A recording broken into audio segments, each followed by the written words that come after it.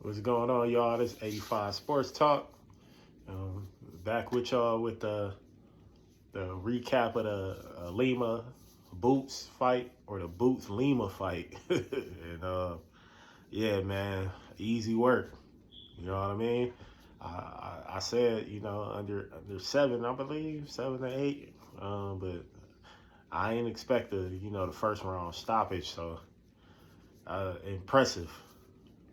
Everybody gonna talk shit. Everybody gonna say he's a bum, and the guy never got knocked out. About 17 fights, IBO champion. Um, Actually ranked. I looked at that like a little bit before the fight. I'm like, who the fuck is this guy? I never heard of him before, but he was actually ranked number 8, I believe, in the WBA ranking. So that was the top 10 guy. I mean, not a name, not what we expect as fans at all. Boots 30 plus in, on the fight side. So, we expected him to get them big names. And, hey, like it's said, man, when when you a top guy like that and you going against a top 10 guy, you did what you had to do. So he did what he had to do in that fight. Very impressive victory. Looked strong, fast, and he was at orthodox stance for a little bit, switched over to southpaw. Um, it was all she wrote after that, man. And the interesting thing is he haven't fought a southpaw fighter in like 5 or 6 years, I believe. And yeah, when he fought a guy with that same style, so I'm like, damn, this should be interesting. But then when he changed to southpaw, it was shit. It was a wrap. That made all the difference in the world. The guy had no chance. He did look a little timid, going into the fight. When they touch gloves and shit, like you can kind of read the energy and be like, okay, yeah, he look a little scared. But yeah, man, Boots did his thing. He did what he had to do. Got the victory in impressive fashion. Demolition, easy work, whatever you want to call it, but he got the job done. And the next question, or the question gonna be after the fact of cleaning that up, is what he gonna do next. Called out Virgil Ortiz. I would like to see him fight the champions, but Virgil Ortiz is a bigger fight than the guys on the champion side on a 154 division, in my opinion. And I think a lot of people could attest to that. But I think that fight is a fight that has to happen. It's supposed to happen at 147, but did never happen. So here we are, man. The promising career of, Boots is still gonna always have that question mark on it because he can't get the names. So we're gonna see, how these names get to piling up. I think he should start with Virgil Ortiz and push hard for that. I cannot pronounce the guy name in the WBA. I can't. So I just can't do it. But he the interim champion of the WBA. Kind of ruined this. Shout out to BFTV, man. When I was watching his live, man, he drew some he drew up a lot of shit where I can like try to understand more about the sanctioning bodies and shit. And Boots may have potentially ruined this chance to try to go through the other sanctioning bodies and get these fights. He take his name out of the list for going for the interim championship. He take his name out of the rankings for the other bodies to go for him, man. So that's very unfortunate.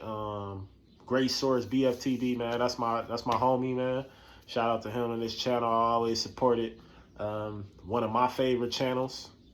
So any source he given, man, I completely salute it, and I support it all day, every day. And that's very unfortunate on that end. But as far as going forward, man, try to make the Virgil Ortiz fight happen, man.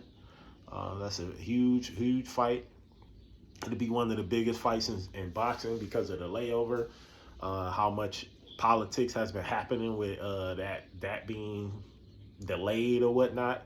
But hopefully, man, Boosie, he did a lot of talking during the post fight interview and all that, man. So hopefully, man, we can see the fights happen because 2026, man, should be a big year for him, man. I truly do think he can wipe out the 154 pound division, but we got to get we got to get him in the ring, man, and see what happens, man. I'm just gonna be, sitting back and watching, how this shit all pans out, man. Boots is the future of boxing. He got all the talent in the world. We just need to see him get in the ring with the names. That's all, man. And everybody can quit all the criticism and how he move and blase blah and all that. So we'll see what happens, man. And shout out to Zakeem Moses too, man. That was a guy that I was looking out for on the card. Card wasn't really the best, but Moses, man, he one of the best prospects, upcoming guys in boxing. So it's always nice to watch him, man, blossom and grow in his career. I'm definitely looking out for him every single time. He's a matchroom fighter, so definitely looking out for that. And I'm looking out for more, man. And again, shout out to Boost, man, putting on for the city one more time. Philly, man, they came out. I feel like they'd come out every single time, but we got to get something going in another state where boxing is big. Philly is a huge boxing city, but we got to get some shit going in Vegas, man. How about, or Texas? How about in January or early 2026, man? We'll see what happens, man. But hey, man, first round knockout, very impressive. What could I say, man? He did what he had to do, and that's that, man. And I'm gonna be back with y'all real soon, man. We got Devin Haney versus Brian Norman Jr. coming up soon. I'm gonna be covering that. I'm also trying to bring more content besides these reviews and shit, like what's next for fighters, whatnot, and just try to keep content pushing, man. I had a lot going on, but I'm back, focused, and I'm locked in, man. To keep this shit going. So shout out to everybody that all the views, all the likes, all the subscribers. I'm getting this shit up and going. It's not gonna be built in one day. So I'm still go and keep it moving, man. And again, man, I appreciate everybody. And again, 85 Sports Talk. I'll be back with y'all real soon, man. I'm out. Peace.